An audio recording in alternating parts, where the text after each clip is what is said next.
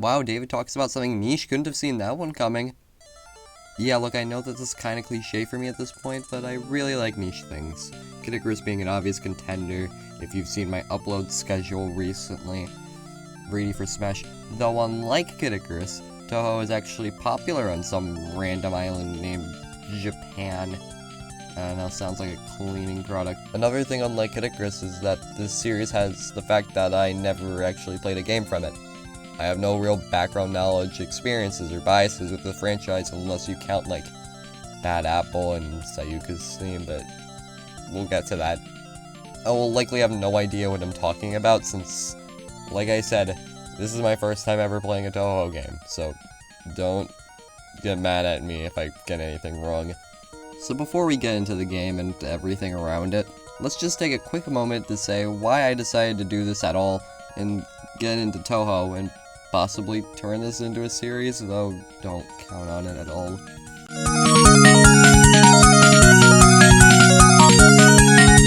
Now I could say that the first time I heard of Touhou was Bad Apple, however I kind of forgot the exact circumstances since it wasn't from the meme I found it, and I didn't even know it was Touhou, so we'll pretend I never heard about it or knew of its existence until now, okay?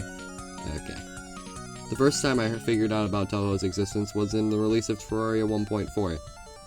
Look, I know that sounds random, but trust me, it'll all make sense at the end, and I bet some of you already know where this is going. 1.4 added crap tons of content and goodies and was supposedly the final update for the game until Relogic was like, you know, let's do one more update. And then 1.4.1 came around and they said, this is the last one, and brought out 1.4.2. And now they're doomed to repeat that cycle for all eternity. But the update added enemies, biomes, weapons, which included the Zenith, items, blocks, accessories, NPCs, new visuals, mod bestiary, and buffed the brain of confusion, thank God. Though it also brought in a boss named the Queen Slime, a hard mode version of the King Slime that was pink and also a girl somehow. It was also the only hollow boss in the game, but it didn't drop much good loot, except for, I guess, the Blade Staff. But it was a good boss in general. However, little did we know that in a day, it would be brought to our attention that there was a secret boss in the game named the Empress of Light, the true hollow boss. Not only were her attacks flashy and colorful, it was found out that if you killed her in her enraged form during the day, when she can one-shot you, that the Empress would drop an exclusive item. A really strong item named the Terra Prisma would drop if you were to beat a boss literally designed to be a bullet hell. Now you see where this is going. Now I was on YouTube after the release, and what I noticed was that there were a couple people mentioning a name I never heard of before called Touhou. Most memorable of the ones I saw was something along the lines of EOL is just a test to see how much Touhou you've played, with them then elaborating in the comments saying how Touhou is a bullet hell franchise, which cleared up only a little bit of confusion. That got me interested, and when I was talking about Empress in the Terraria Discord, and I mentioned this to someone, and how I wanted to get into the series, I was told that I should start with Touhou 6, or Embodiment of the Scarlet Devil. And I was immediately put off, since if I'm playing these games, I'm playing them in chronological order, gosh darn it! It was eventually brought up to me again through the music, specifically through Nitro's remix of Sakuya's theme, and since I started playing TF2 at the time, Balkamiru and The Spy Stole the Precious Intelligence. Since I'm a sucker for good music, my interest began to skyrocket until three big things happened at once to finalize me finally playing a Touhou game. Hello's video on Touhou 6, the resurgence of Bad Apple, at least in my recommendations, and Fumos of all things. I guess they really are fan bait. I finally decided to bite the bullet and try finding a way to play Touhou 1, since I felt like I was missing out on something I might actually like. But yeah, the stars have to align like that for me to try something new. It's a little ridiculous. Regardless though, I went through the trouble to find an emulator for these in the next 4 Touhou games, which yes is perfectly fine since they are officially not sold anymore. So here we are now with the result. A stupid analysis on a very stupid game.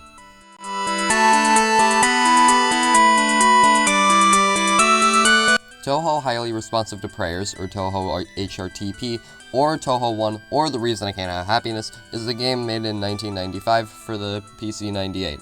a revolutionary computer made in Japan that could run 3D rendered images. So not like real 3D, but Donkey Kong Country levels of 3D. But it was still one of its first of its kind to do so it's impressive enough. It was powerful for the time, and could run what was amazing looking games for the low price of 1,200 freshly made US dollars, or 298,000 yen, or an arm, a leg, and your pet goldfish named Steve. But for real, an above average modern PC can cost half as much as that, and here this thing is walking around with its fancy price tag. The game was made by Sunsoft, not the Team Shanghai Alice Sunsoft that creates literally every Touhou game. That literally was and still consists of one guy who is also just Zun. No, just Zunsoft. Or as I'll refer to him for now, just Zun. That was a mouthful. I'm surprised I got through that in the second take. Assuming the Touhou wiki isn't lying to me, the game was revealed to everyone in 1996 during the 20th anniversary of the Heitoyama Matsuri, a festival in the Tokyo University, which Zun attended at the time. It was then fully released in 1997 on the 15th of August, and sold at the first Comiket 52 alongside the second Touhou game, Story of Eastern Wonderland, where the former sold about 50 copies, while the latter sold 200. Yes, people like shooters more than Arkanoids. It stopped being sold along with all the other 4 PC98 Touhou games on September 19th of 2002, after the 6th game, Embodiment of the Scarlet Devil, was released. The entire game was made by Zun, and was made as a study project. Also, the name Touhou means east, which matters since the games are set in the east of what I will now refer to for now as Nowhere, Middle of.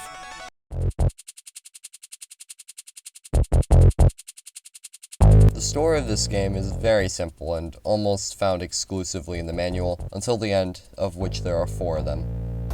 Strange considering how the story easily could have fit in with just a bit of text at the beginning of the game, but whatever. The premise is that in the eastern part of Nowhere, Middle of, there's a shrine named the Hakuri Shrine, which is home to the Shrine Maiden Reimu Hakuri, which is also the main character of the rest of the Touhou games. Said shrine leads to both Hell and Makai, or also Hell, if we go by the Japanese name, but it has even more demons. There really are a lot of options when you die in this universe, aren't there? This shrine protects the human village nearby from demons. They're passed down from generation to generation, this one being for the Hakuri clan, therefore the name. Shrine Maidens protect the shrines from destruction with their powers, and by powers I mean large stick that has, and I quote the wiki for this one, elaborately folded paper, which has different gods and names written on. Its name is a Gohai, and Reimu's is called the Purification Rod. Thankfully, Shrine Maidens also possess the ability to be an exorcist to vengeful spirits. But right now, this is about to be less of an exorcising and more of a terrorizing, as we're about to see. Even with all these abilities, Reimu still manages to let the thing get destroyed, probably because she has no proper training to be a Shrine Maiden. She then decides that it was the demons that keep coming out of the gate that destroyed the shrine, and runs into the gate with a big stick, a pack of playing cards, a whole lot of determination, and a little thing called the Yin-Yang Ball, a powerful weapon that can actually kill demons, but something that she has no control over since she has a lack of training, and the thing itself is generally very unstable. Also, along with that, is it being the shrine's biggest treasure, so it really makes you think, why does Reimu have no proper training with this thing at all? Doesn't help how the shrine's power is known to be getting weaker and weaker, requiring more strength to keep the thing's seal shut. Why has no one taught this girl a way to deal with this? No wonder nobody visits the shrine. After running in there and flipping a couple cards that are also demons, since only the Yin-Yang Ball can flip them, she meets the gatekeeper of the gate between Hell and Hell 2.0, Jigoku, who tries to prevent Reimu from going in. Little does she know that she's the easiest boss, and gets curb stomped. Reimu then gets the option to go to either Hell or Makai. Going to Hell sees her fight Mima, a vengeful spirit which is the only other reoccurring character in this game, who haunts the area around the gate. A while after sealing her back in Hell, Reimu then fights a moon with a lady stuck inside it, called Kikuri, which is the most frustrating boss ever, and she has no backstory. Until finally meeting up with Kongara, in the silent shrine deep in the depths of Hell, who destroyed Reimu's house because she was a little bit jealous. But wait just a second, because that's only half the story, since we haven't even gotten to the other route. Going to Makai makes Reimu fight 5 eyes called Yugen Magen, living up to Makai's reputation of having more demons since there's clearly the 5 times the amount here. They also have no backstory. Reimu then fights the devil at the edge of Makai called Ellis, who kinda just exists, guarding the Fallen Shrine, which, by the way, either means that the people that live there have fallen as their last name, or the shrine fell and nobody's doing anything to help fix it from demons. Okay, to be fair, Sam could go with the Silent Shrine, but Silent is a dope last name, so I'll let it pass. Anyway, she then meets with what appears to be femboy Sephiroth, called Surreal, who's the god of death who wanted to trap Reimu and Makai forever, so Reimu has to break open her crystal parts on femboy Sephiroth's chest to prove that this girl is a guy and that you're all gay, and she can prove it by using the yin-yang ball. Both paths lead to a good and bad ending. Good endings being achieved by not pressing continue after you die, and bad endings being achieved by pressing continue. A fact brought up to you during both bad endings of, wait, I forgot to tell you the endings. The bad Makai and Hell endings are practically identical, with them starting with Reimu rebuilding the shrine with a broom when she notices a yin-yang orb floating, and the spirit inside the orb is mad that Reimu pressed continue. The only difference is Makai's orb made a black hole destroying Earth, and Hell's blew up all of the eastern part of nowhere middle of, both followed by Reimu telling the player not to press continue next time, possibly. The good ending of Makai starts off the same, but has a fairy come out of the orb, and Reimu then insults her size while then bringing up a crap ton of things she wishes for, including a pot of gold, cake, rice, the principles of the universe, and the end of the world. Which, by the way, is a big jump between rice and the principles of the universe, but whatever. When the fairy then interrupts her by saying that she doesn't even grant wishes, though she technically gets the wish to blow up the world in the bad version of that route, so I guess you should have pressed continue. The Hell ending starts off the same, but instead the ball turns into a creature that destroys all of Reimu's hard work, with Reimu rightfully asking what the hell just happened. This is the canonical ending, since it introduces Mima, a reoccurring character, who was sealed in this game and was continued to be later on, but also doesn't have the world being destroyed like in the bad endings. But to be honest, no matter what happens, Reimu gets made into a fool, but these small endings do help establish a likable character for later on, so we'll see where that goes in the second game, whenever I get to it, so I'll just give the game that. However, this story was made completely off of the wiki's best guesses, which the wiki states multiple times that either characters have little information on them, or straight up saying that endings are unclear. It sets up a universe to make stories with, but the rules of said universe are unclear, since both the Silent and Fallen Shrines are never specifically said and are fairly implied.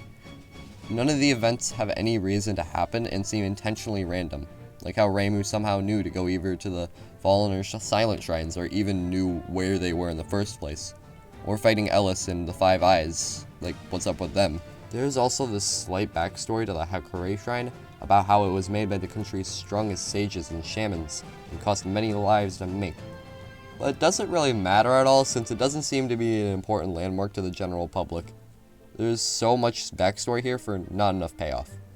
When the game never shows me the shrine the entire plot revolves around, or ever even tells me of its existence, it makes me wonder how I was supposed to figure it out that in the first place. Reimu's reaction in the canonical ending represents exactly how I feel. The story just seems slapped together and made last second is what I'm trying to say. To be honest, considering how the game was originally a study project, I wouldn't be surprised if Zun had the gameplay done, but then he wanted to release it officially to the masses, but needed a reason you were fighting femboy Sephiroth, and he made it some story of how a demon risked her life and got sealed in hell because she broke a girl's home since she was a little jealous, and how that girl that got destroyed risked her life to get revenge even though she 100% didn't need to. Singayoku also never reappears, which, for a character that's said to live very close to Reimu, implies that they were straight up killed because they wanted to protect Reimu. Though then again, it seems like Singayoku threw hands first, so what do I know? The amount of plot holes and general nonsensical way things occur are so abundant that it actively hinders the game since most of the story is never told to you. Though I'll go more in depth about that in the gameplay section, because for now we gotta get to the...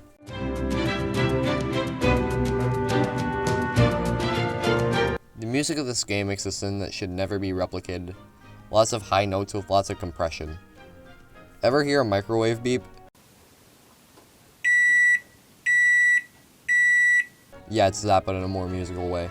There are a couple decent tracks in the game, like Femboy Sephiroth's theme and most of the normal stage themes, with the first stage sounding really good. However, a lot of the songs are either very forgettable or pierce my ears more than the sun to my eyes when I haven't seen it in a week. The music does sound fairly nostalgic, however. I would recommend listening to it, especially if you've never heard of a Touhou before this video, since it at least gives me deja vu. It's kinda like the Season 4 Part 1 OP of Attack on Titan, War. It kinda sucks at first, but you grow to appreciate it like the first OP, if the first OP was Touhou 6's music. That only goes for most of the Praise soundtrack though, since the other half is like the rest of the Attack on Titan openings, forgettable and skippable. But issue is that War in this case is still a tier below, and it's still not the best, and this bit has gone on for way too long. Overall, I will say that I was very disappointed by this game's OST, though I will probably say first that Saikuya's theme is probably giving me too high of expectations, and it made it sound bad. The sound effects of this game, however, consist of about 4, maybe 5 sounds. Here I'll list them all off the top of my head. Points being scored, stage startup, explosion, boss hit, and death sound. There's very little variety when this game could have really benefited from at least a couple sound cues from bosses before they attack. And trust me, that small inclusion could have changed the entire course of the game. Sort of.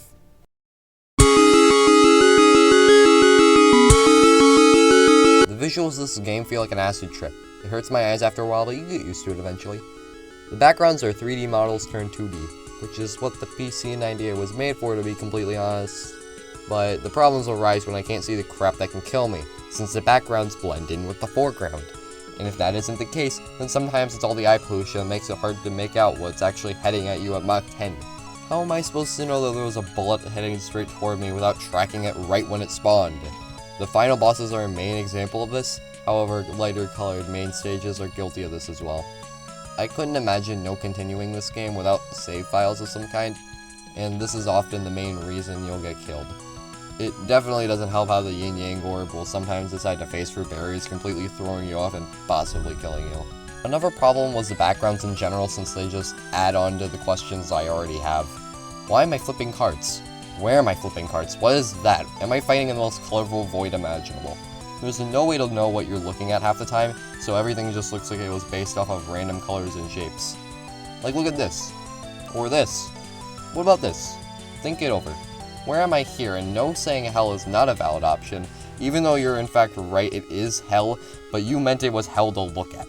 But for real, the last stages of hell make it near impossible for me to look at my stats at the top of the screen. Could it not have been changed with like a permanent white background or something? Come on. These cutscenes look good and are not an eyesore to look at, but you know what it is? The bombs.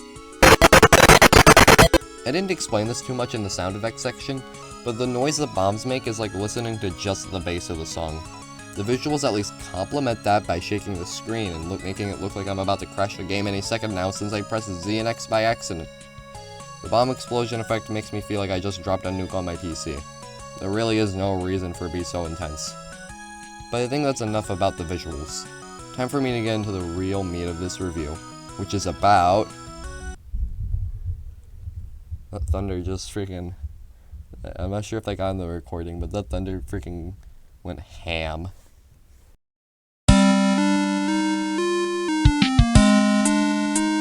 Okay, stop the music, stop the music, stop the music already.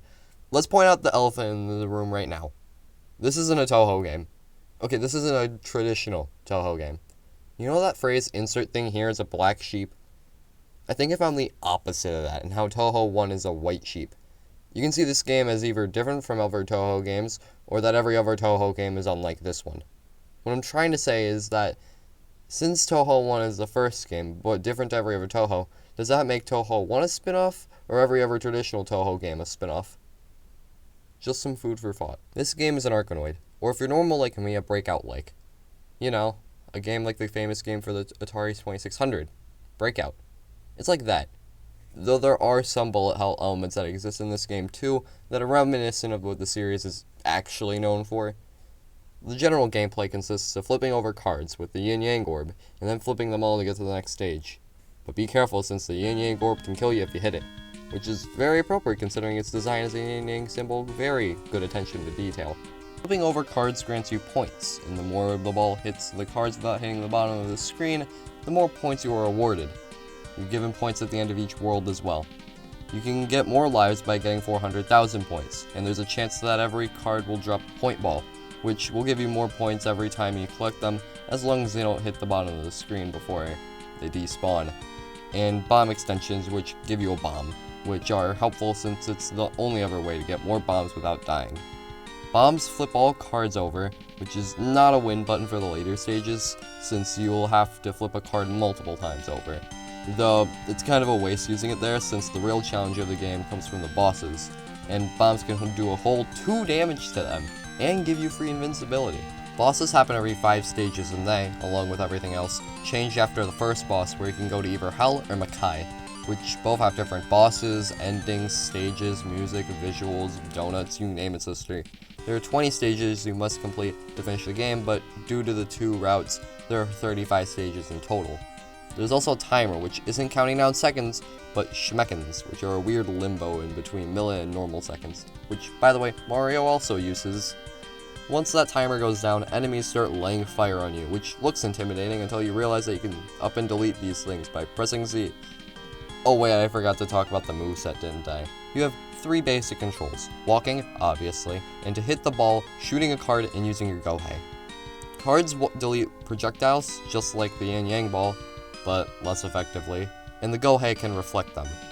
Now that might not sound like much, but if you use your Gohei while moving, you get a slide, and doing a slide within another slide gets you a power slide, which is effectively the same thing but looks cooler. This move is going to be spammed no matter what you do, since it's faster than your base run speed, hits the ball at more reliable angles, makes you practically invincible to the ball unless the game decides it doesn't for whatever reason, and makes your hitbox smaller and can lead to a backflip, a moving backflip, and this really cool move that has no practical purpose other than just to look cool, but hey, it's there. There are a lot of ways to approach hitting the ball into cards and bosses. Issue is that for whatever reason, the ball still feels like trash to control. There will always be just 1 card left on the field that you are already having a hard time hitting, since you can't accurately predict where the orb is going to go after hitting it. If you do end up getting a card, it feels like luck, but most of the time the ball will kill you, since it's so impossible to predict, or time's up will happen and will slow your pace to a snail, and this tends to happen almost every round, and I haven't even talked about the stage hazards yet. There are bumper blocks which have the most nonsensical and stupid hit collision I've ever seen. Sometimes it works, but other times they make the orb phase right through them, or partially phase through. Or they straight up make the orb think it's a floor and the orb just starts rolling right past. This is the most unpolished thing I've seen in a game, so next to competitive melee and demo night. The unpredictability of these things will either get you killed, waste your time, or straight up make the last card and seemingly impossible to get. But it doesn't end there. Oh no, because there's these teleporters. These things are so unfair and so ridiculous that it makes me want to go to Burger King to help me cope, and that's a warning sign of how crazy I've become from dying to these things. These things teleport the orb to a different teleporter, and when they do, and there's more than 2 teleporters on the field, then you have no way to tell which one it will come out of, aside from a single frame of animation before the thing goes at high speeds caving into your skull, because for some reason, Zun thought it was a good idea to make the teleports target you sometimes. Spoiler alert, it wasn't, and it was the cheapest thing I've ever experienced. Sometimes the ball does exactly what you expect it to do when it comes out of a teleporter, and other times it'll just drop the ball in all of its velocity, so you can at least regroup and get a good angle on the final card. But that's the only good parts about it. But you know what? The other 2 stage hazards are extremely generous. Like bumper bars, which are actually like walls and floors and keep your combo up and do the thing that they're supposed to do. Unless the ball hits the smaller side of it, which I have barely any footage for, but it isn't nearly as often as the bumpers breaking, and are way easier to predict.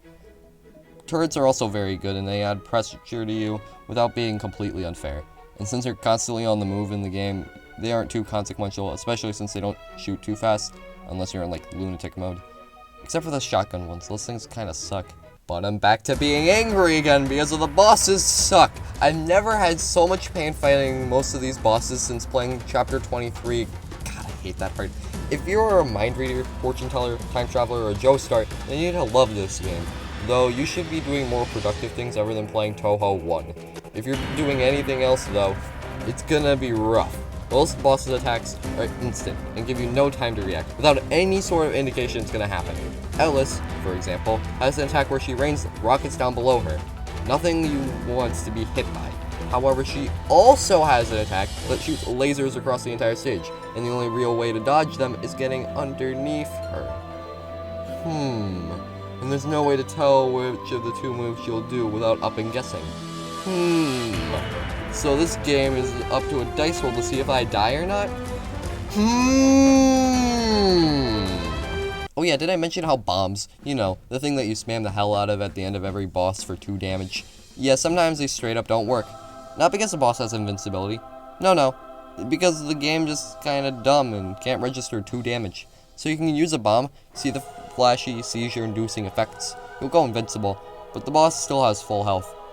Well, it turns out that for whatever reason, bosses just don't take damage from bombs unless you're at 0 lives left. Excuse me, but why? It looks like a glitch, but it's an actual in-game mechanic. I understand why it exists, right? So good players don't use all their bombs on the boss, and then rid their entire stock of lives to get more bombs to effectively cheese the final boss. But it could have at least been told to me. Also, some of these attacks for bosses kinda stink.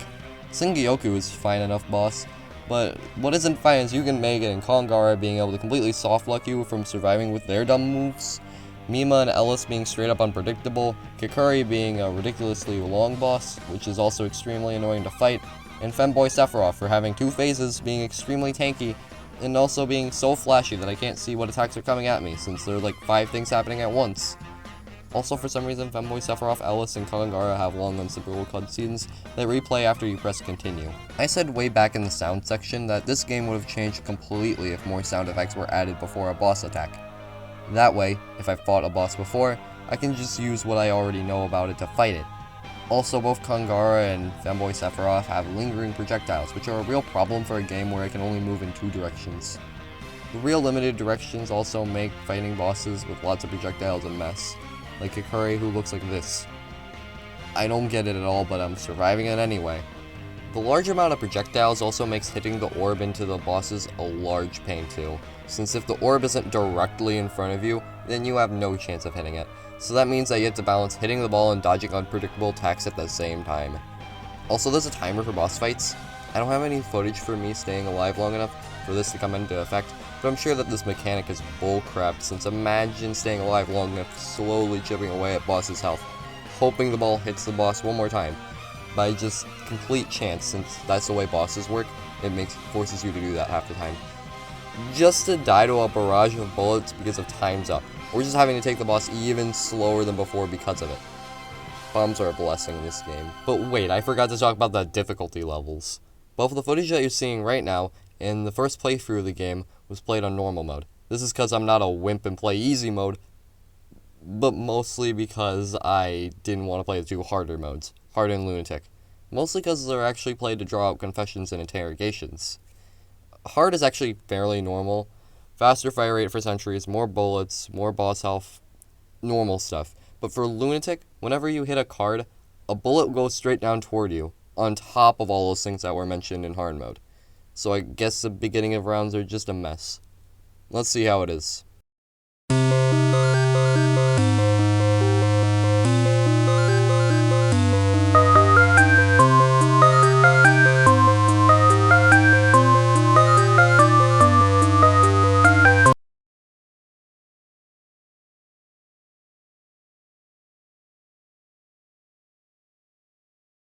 Alright, I think that covers everything to the gameplay.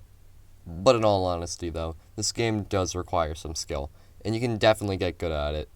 However, the gameplay loop is either dull at its best and frustrating at its worst, discouraging you to want to get good. The orb is annoying, almost every boss is unfair and has massive issues, and the game just feels like RNG if you want to get a good ending.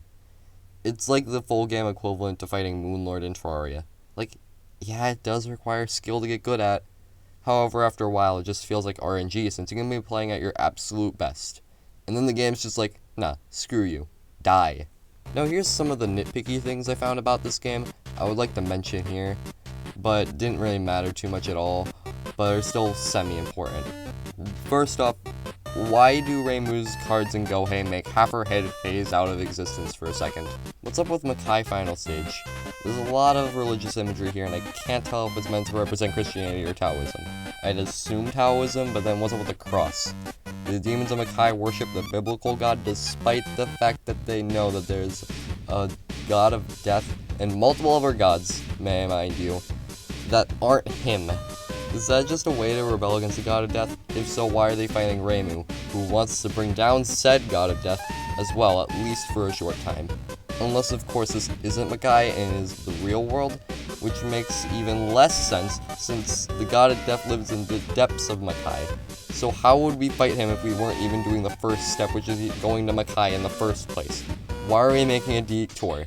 How are we making a detour? What's up with the orb? Does it just have spirits inside of it? The stage startup is just a jump scare.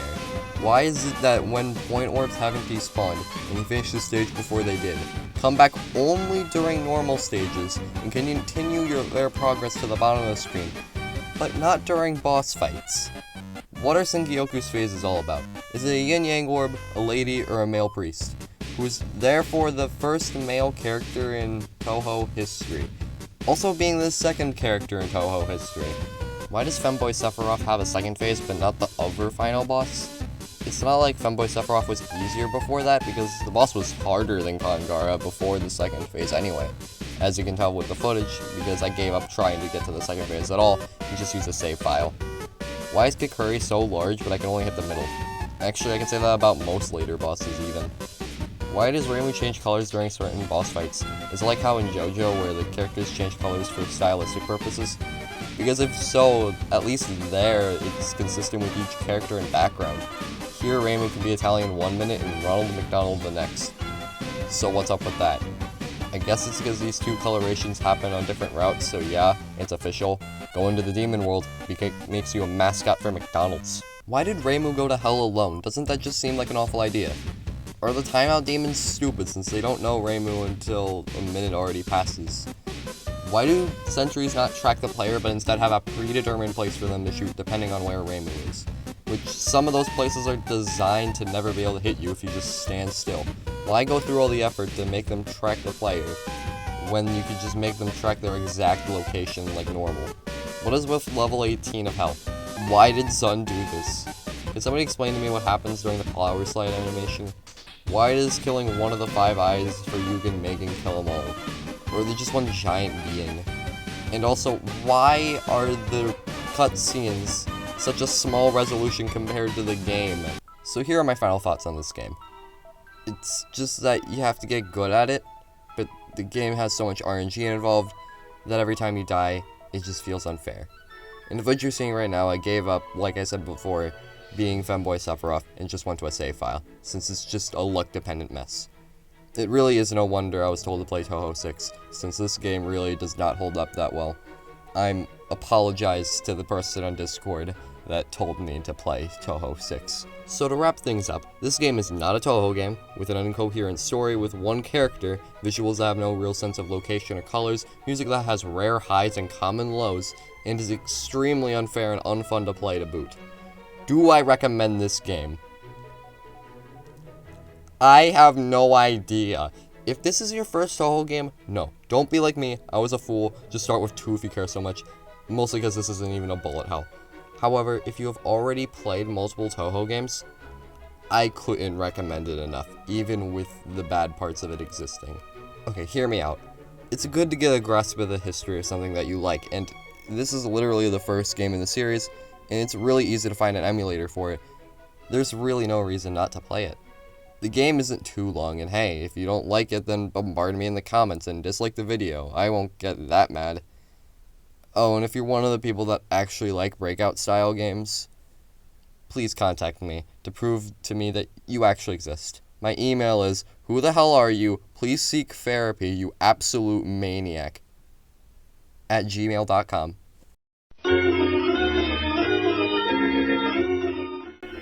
So I hope that you guys like the new video style, since I worked my butt off for this one. I originally was going to transition in the store review analysis type of video with Terraria, but the video didn't end up having that much going on, and I just kind of felt it was like me voicing over gameplay rather than actually reviewing something. Plus, said footage wasn't very good at all, and I gave up on the idea pretty far into the editing process. If this does turn into a series, then these won't be coming out often, let me just say.